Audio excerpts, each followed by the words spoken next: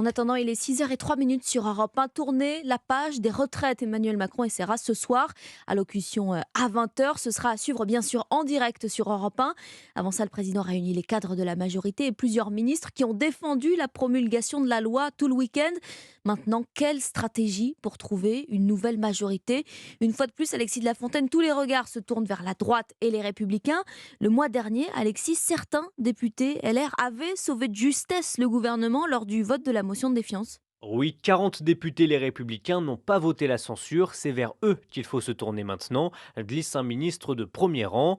En effet, une alliance avec la droite se murmure de plus en plus en Macronie, même si pour le moment c'est un non catégorique pour la plupart des responsables des républicains.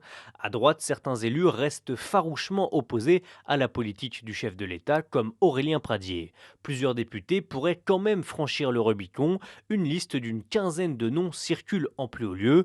Mais encore faudrait-il qu'Emmanuel Macron soit prêt à leur donner des postes stratégiques au sein du gouvernement.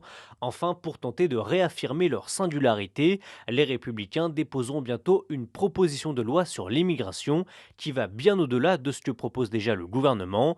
L'occasion au passage de tester la sincérité d'Emmanuel Macron sur sa volonté de barrer à droite. Alexis de la Fontaine du service politique d'Europe 1.